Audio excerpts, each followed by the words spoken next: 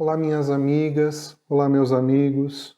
Bem-vindas e bem-vindos a mais um momento de estudo do Evangelho segundo o Espiritismo, uma atividade do Centro Espírita Allan Kardec, que é realizada através dessas preleções gravadas que ficam colocadas no nosso canal do YouTube e do Facebook.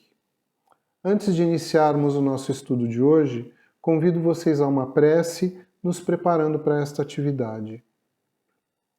Elevemos então o pensamento a Deus, nosso Pai, a Jesus, nosso Mestre e amigo maior, aos amigos da espiritualidade e roguemos a eles que nos auxiliem a manter nossas mentes e os nossos corações abertos para assimilar e acolher a todos os ensinamentos deste estudo. Mestre Jesus, fica conosco e nos inspira sempre através dos seus ensinamentos, das suas atitudes e que possamos colocá-los todos em prática na nossa vida. Que assim seja. O tema de hoje está no capítulo 23 de O Evangelho segundo o Espiritismo e tem como título Moral Estranha. Este capítulo vem trazer luz e compreensão sobre algumas frases ditas por Jesus e que aparentemente não condiziam com seus ensinamentos, com suas atitudes. Abordaremos a partir do tópico 9, cujo tema é a frase "Não vim trazer a paz, mas a divisão". E esse tópico começa com o Evangelho de Mateus, capítulo 10, versículos 34 a 36, que diz: Não penseis que eu vim trazer a paz sobre a terra. Eu não vim trazer a paz, mas a espada, porque eu vim separar o homem de seu pai, a filha de sua mãe e a nora de sua sogra. E o homem terá por inimigos os de sua casa. E ainda no Evangelho de Lucas, capítulo 12, versículo 49, acrescenta: Eu vim lançar o fogo sobre a terra. O que desejo senão que ele acenda? Será uma contradição de Jesus, que ensinou a brandura, a doçura e a bondade, ter proferido tais palavras que mais parecem pertencer a um guerreiro? De fato, suas palavras são muito sábias e praticamente proféticas. Toda nova ideia esbarra numa oposição advinda do sistema vigente onde ela tenta se instalar. Qualquer que seja o aspecto onde projetemos essa constatação, verificaremos a mesma coisa. Um grupo do qual participemos e, eventualmente, um colega apresenta uma nova ideia, normalmente, de imediato, alguém no grupo fará uma oposição a essa nova ideia, até que se acomode o entendimento sobre essa ideia e a compreensão do que estaria em jogo em relação ao sistema antigo. Novas ideias e novos comportamentos quebram paradigmas, questionam tradições, revogam valores e crenças e tiram as pessoas de sua zona de conforto. Por isso, pessoas acomodadas, acostumadas com o mesmo estilo de vida, encerradas em velhos códigos, quando ficam sob confronto, reagem de forma tão truculenta, agressiva e colérica, saindo em defesa do seu sistema habitual. Novas ideias, quando fracas e inconsequentes, perdem rapidamente sua vitalidade, mas quando possuem uma base sólida, tornam-se um perigo para os interesses daqueles que pretendem sustentar aquilo que está sob o foco de uma possível mudança. Kardec, no Evangelho segundo o Espiritismo, nos explica: à medida da importância e dos resultados de uma ideia nova, se encontra na emoção que causa em seu aparecimento, na violência da oposição que levanta e no grau de persistência da cólera dos seus adversários. Quando queremos avaliar uma nova ideia, precisamos então prestar atenção nesses três aspectos. Vamos revê-los: a emoção que causa em seu aparecimento, a violência da oposição e a persistência da cólera dos adversários. Assim foi com o cristianismo, uma doutrina que abalou as bases das religiões pagãs de seu tempo, confrontando os interesses pessoais e os abusos de seus sacerdotes e doutores. Estes, mesmo tentando combater ao cristianismo, eliminando Jesus, seu principal propagador, não tiveram êxito, pois a ideia, a semente já estava lançada. Embasada nas verdades universais, que são as leis divinas, a doutrina do Cristo fortaleceu a fé e trouxe luz àqueles que estavam subjugados pelo paganismo.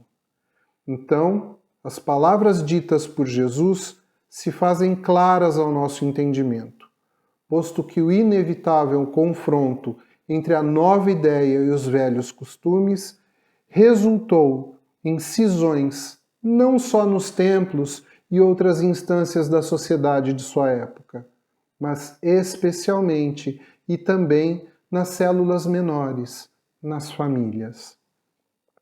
Jesus, em sua sabedoria, sabia que mesmo a sua doutrina de caridade, fraternidade e amor ao próximo ainda enfrentaria a inferioridade da natureza humana.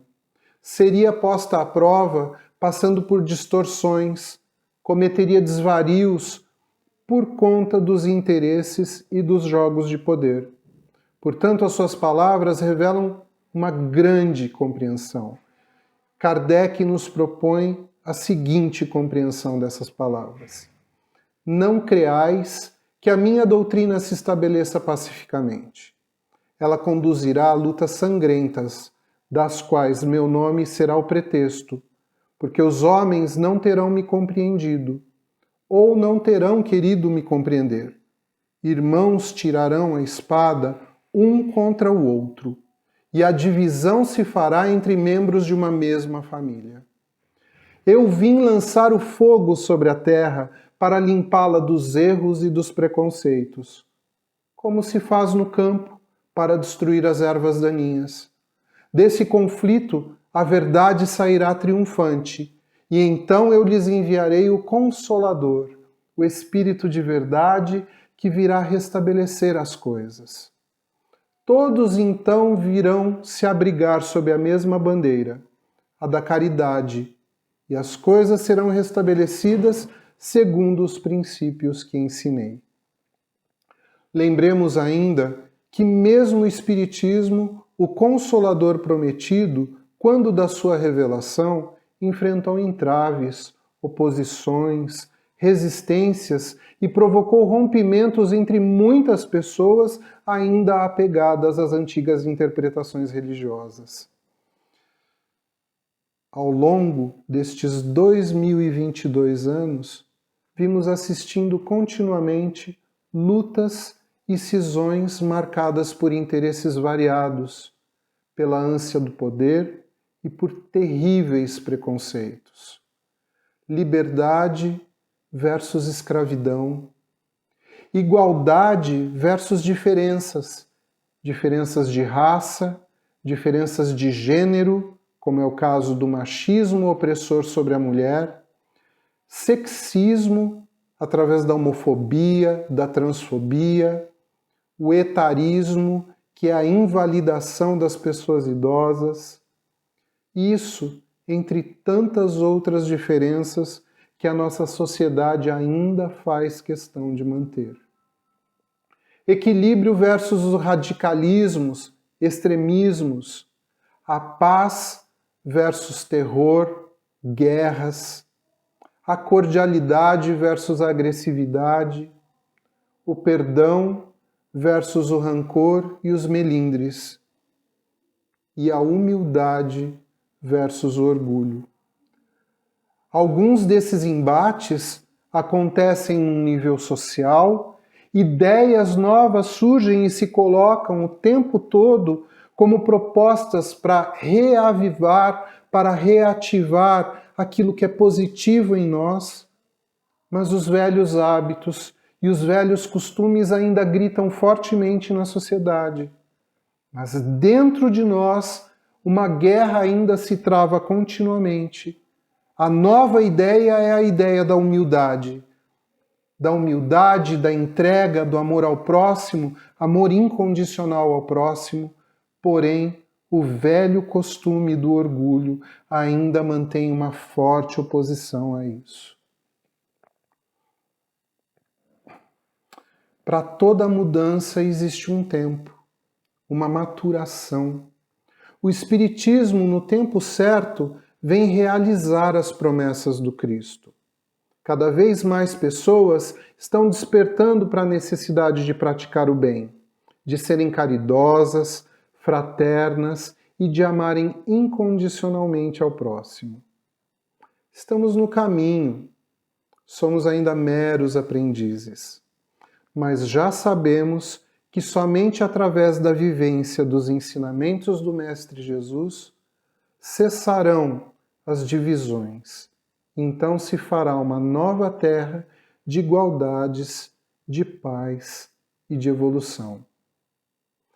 Estamos em tempos, lamentavelmente, em que ocorrem cisões entre amizades, cisões entre famílias, marcados por diferenças, muitas vezes, que não interferem efetivamente em nossas vidas. Marcadas por diferenças de interpretações, marcadas por crenças, marcadas por expectativas, esperanças. E, infelizmente, quando assistimos essas cisões, temos que ter consciência que o que está falando mais alto sempre é o nosso orgulho. Quando somos o alvo da cisão, temos que estar atentos se o nosso orgulho não está falando mais alto, se às vezes não estamos sendo ignorantes para aquilo que tanto pretendemos, que é o amor, a fraternidade. Quando a cisão vem do outro lado, por parte da outra pessoa, do quanto o nosso melindre, a nossa mágoa, fala mais alto também através do nosso orgulho. Do quanto precisamos ser mais tolerantes, mais acolhedores, do quanto fraternidade e empatia precisam caminhar lado a lado, e especialmente precisamos aprender a respeitar os limites, as crenças, a respeitar as escolhas e o livre-arbítrio do nosso próximo, assim como desejamos que o nosso seja respeitado. Isso vale para tudo. Em tempos tecnológicos, pessoas que discordam entre si numa rede social rompem, cindem, às vezes entre família, entre pessoas que se amam e que se gostam, por orgulho, por mero orgulho. Que tenhamos neste momento, a partir da compreensão do que Jesus nos mostra. Ele nos mostra especialmente neste trecho, nessa fala, que quando ele diz que ele não veio para trazer a paz, mas a cisão, é para que nós, a partir dessa cisão, consigamos olhar para a nossa falha, para o nosso orgulho, que é ele normalmente que marca a necessidade desses rompimentos. Não acolhemos o novo porque queremos defender bravamente aquilo que é antigo, aquilo que às vezes é até ultrapassado, mas que faz parte do nosso hábito e da nossa zona de conforto. Que tenhamos todos a atenção, o ouvido aberto para ouvir, o coração aberto para acolher aquilo que vem como novidade, aquilo que chega e que pode trazer algo bom, algo de melhor, que possamos também ser frutos de boas e novas ideias, possamos também ser portadores da semente de novas ideias e que assim se construa um novo tempo de paz. Na sequência, eu convido a todos para realizarmos uma vibração e em seguida encerrarmos o nosso estudo de hoje. Então, ainda com os nossos pensamentos elevados a Deus e a Jesus, vamos envolver todo o nosso planeta numa aura de paz, de harmonia, pedindo aos bons amigos da espiritualidade que estejam também conosco, levando bons fluidos a todos aqueles que necessitam. Vamos vibrar pelo nosso Brasil, pedindo especialmente pelos nossos governantes, mas especialmente pelo nosso povo. E que em todo lugar onde um irmãozinho nosso estiver neste momento, passando por necessidades, pela carência de recursos materiais, carência de recursos de educação, de saúde, carência do alimento, do conhecimento, que esses irmãozinhos possam receber o amparo, ter a esperança e especialmente a força para talvez serem objetos de mudança. Talvez eles possam trazer o novo, a nova ideia e significar uma melhora. Que eles encontrem solo fértil para as novas sementes. E aqueles que não o conseguirem, que tenham o amparo de amigos, o amparo de pessoas com melhores recursos.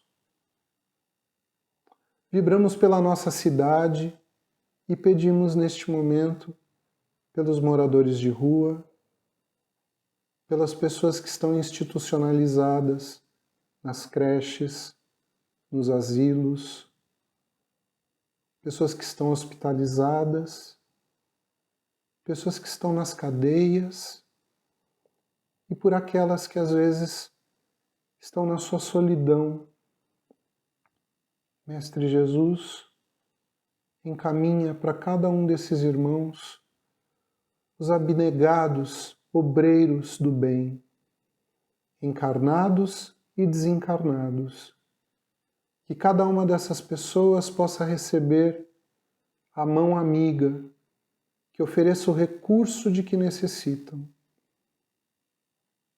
Pedimos neste momento, Senhor, por algum caso particular que conhecemos, algum amigo, algum parente, algum conhecido que necessita de ajuda, necessita, Senhor, da sua proteção.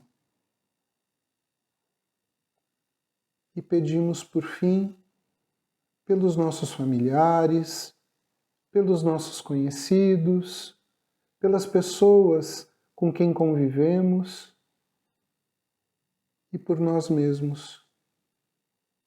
Que tenhamos sempre a sua proteção, a sua presença em nossas mentes e em nossos corações. E aproveitamos ainda esse momento para agradecer, Senhor. Agradecer por tudo que temos, tudo que somos, e agradecer por nos possibilitar receber sempre, de alguma forma, os Teus ensinamentos. Gratidão, Senhor, pelo Centro Espírita Allan Kardec, por todas as pessoas encarnadas e desencarnadas que são ligadas a esta abençoada casa, e por tudo que temos a oportunidade de crescer e de aprender em grupo, em conjunto. Fica conosco, Jesus, orienta as nossas mentes e os nossos passos no bem e faça sempre de nós instrumentos da sua paz. Agradeço imensamente a atenção e a companhia de cada um de vocês. Que a gente se veja em breve em outras preleções, em outros estudos. Um grande abraço.